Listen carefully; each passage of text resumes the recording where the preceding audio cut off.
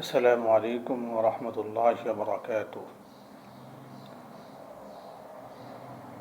أعوذ بالله من الشيطان الرجيم. بسم الله الرحمن الرحيم. ولقد يسرنا القرآن للذكر فهل من مدكر. صدق الله العظيم.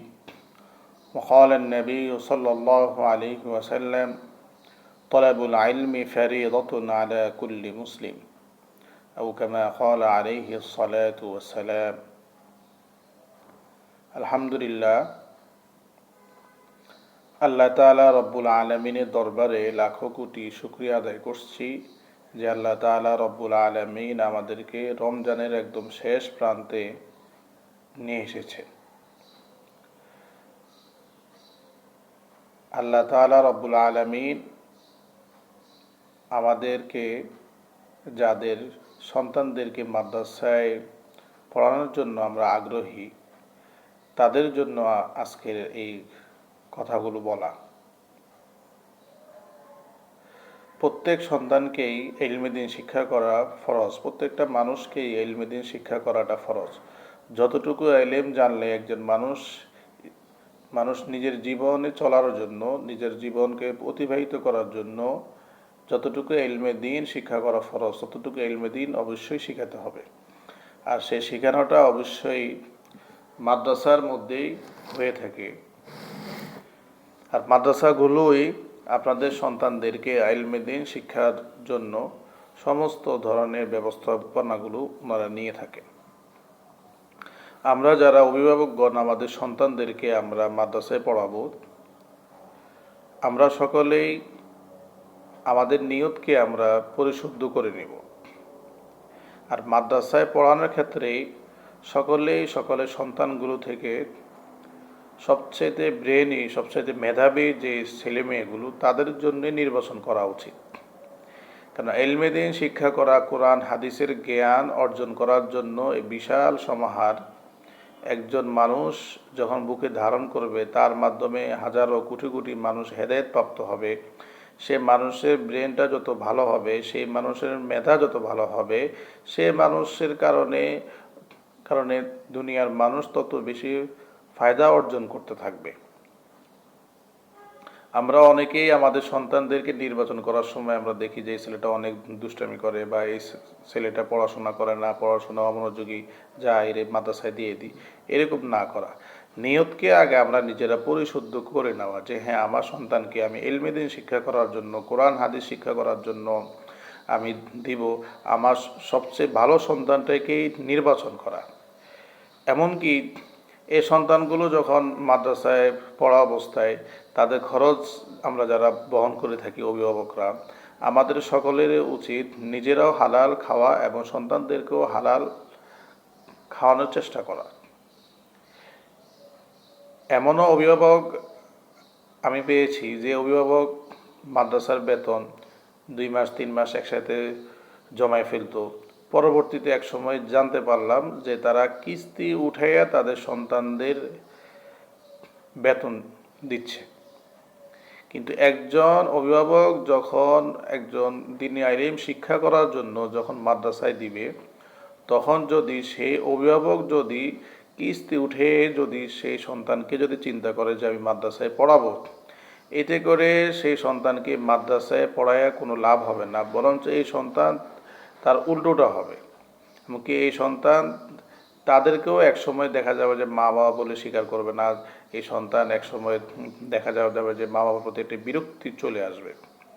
সেজন্য আমরা সকলেই আমাদের সন্তানগুলোকে পড়ানোর ক্ষেত্রে আমরা হালাল উপার্জন থেকে সন্তানদেরকে পড়ানোর চেষ্টা করব, নিজেরাও হালাল খাবো। এমনকি এই সন্তানগুলো যখন মাদ্রাসা থেকে চলে যায়, মাদ্রাসায় যখন তারা থাকে তখন তারা একটা নিজামের মধ্যে থাকে। তারা সকালে যারা হেফজখানায় পড়ে তারা তো ফজরের নামাজের আগে উঠে তাহাজ্জুদ পড়তেছে, ফজরের নামাজ 5 ওয়াক্ত নামাজ তারা জামাতের সাথে তারা আদায় করতেছে। কিন্তু একটা সন্তান যখন সে বাড়িতে ছুটিতে যায়, তখন সেই সন্তানের গার্ডিয়ানেই ফজরের নামাজ পড়তে পারে না, সেই সন্তানের অভিভাবকরে নামাজ পড়ে না, তখন এই সন্তান কিভাবে নামাজ পড়বে? একজন অভিভাবক তো নিজে আগে সংশোধন হওয়া দরকার যে আমি নিজে নামাজ পড়ি, আমার সন্তানকে আমি নামাজের জন্য আমি ডেকে দিই। এই সন্তান দীর্ঘদিন মাদ্রাসায় থাকা অবস্থায় যখন এই সন্তান পাঁচ ওয়াক্ত নামাজ জামাতের সাথে আদায় করত, কোরআন তেলাওয়াতের মাঝে লিপ্ত থাকতো, বিভিন্ন ইসলামিক বিষয়ের মাঝে তারা লিপ্ত থাকতো, এই সন্তান যখন বাসায় যাচ্ছে তখন তার অভিভাবকও নামাজ পড়তেছে না বা তার অভিভাবক কোরআন তেলাওয়াত করে না, সন্তানকে যতই বলে সন্তানও নামাজ পড়তে চায় না, কোরআন তেলাওয়াত করতে চায় না, কারণ তার অভিভাবক ওইভাবে নামাজ পড়ে না, কোরআন তেলাওয়াত করে না বা ইসলামিক বিষয় নিয়ে তাদের মাঝে ওরকম চর্চা নাই। যার কারণে দেখা যাচ্ছে যে সন্তানগুলো এরকম বাড়িতে যখন ছুটিতে যায় তখন দেখা যায় যে তারা পিছনে পড়াগুলো ভুলে গেছে, বা তারা বাড়ি থেকে আসার পরে তাদের নামাজের প্রতি তেমন কোনো গুরুত্ব পাওয়া যায় না, জিজ্ঞেস করলেই দেখা যায় যে নামাজ পড়েনি, এরকম পাওয়া যায়। কিন্তু আমাদের সকল অভিভাবকগুলো এই সন্তানরা বাড়িতে থাকা অবস্থায় নিজেরাও নামাজ পড়া, সন্তানদেরকেও নামাজের জন্য তাকিদ দেওয়া, এমনকি নিজেদের সন্তানদেরকে কোরআন শরীফ ঘরের মাঝে অবশ্যই অবশ্যই তাদেরকে জোর দেওয়া যে তুমি অবশ্যই কোরআনুল কারীম ঘরের মাঝে তুমি অবশ্যই অবশ্যই তেলাওয়াত করবা। একজন মানুষ যখন কে তাদেরকে যখন একটা নিয়মের মাঝে যখন রাখা হয়, নেজামের মাঝে যখন রাখা হয়, তখন সেই মানুষটি সহজেই দেখা যায় যে সে একটা শৃঙ্খলার মাঝে তার সমস্ত কিছু তার আদায় হয়ে যায়। যখন সে নেজামের বাহিরে চলে যায়, তারপরেও তাকে সেখানের মাঝে মাদ্রাসার বাহিরে যখন ছুটিতে থাকে তখন তাকে ওরকমভাবে চেষ্টা করা যেন নিজেরা যখন আমলের মাঝে জুড়ে যাব তখন সন্তানরাও দেখা যাবে যে আমলের মাঝে জুড়ে যাবে। নিজেরা যদি আমলের মাঝে না জুড়ি তাহলে সন্তানকেও আমলের মাঝে জোড়ানোটা কষ্টকর হয়ে যায়। মাদ্রাসার শিক্ষকরা তাদেরকে যতই বোঝানো হোক, যতই তাদেরকে করা হোক, বাসায় যায় যদি পরিবেশটাই যদি না হয়, আপনার ঘরের পরিবেশটাই যদি ওরকম আপনি তৈরি করতে যদি আপনি না পারেন, তাহলে আপনার সন্তান তো বাসায় যে আমলের মাঝে কিছুতেই জুড়বে না।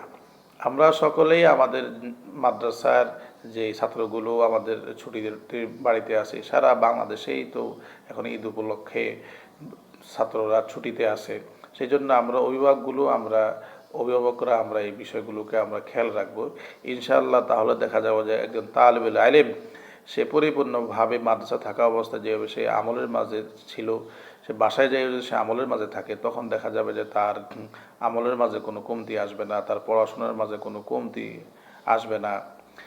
মা বাবারা তাকে অবশ্যই বলা যে বাবা তুমি কি পড়াশোনা করছো, তুমি কোরআন তেলাওয়াত কি করছো, হাদিস তুমি কি পড়ছো, তুমি কি অর্জন করছো, আমাদেরকে একটু শোনাও, আমাদেরকে একটু জানাও, বাসার মধ্যে তালিমের ব্যবস্থা করা।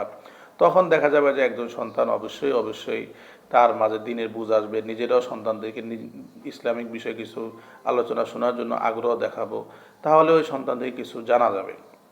আল্লাহ তাআলা রব্বুল আলামিন আমরা যে কথাগুলো শুনলাম তার উপরে আমাকে এবং আপনারা সকলেই আমল করার চেষ্টা করবেন ইনশাআল্লাহ। আসসালামু আলাইকুম ওয়া রাহমাতুল্লাহ।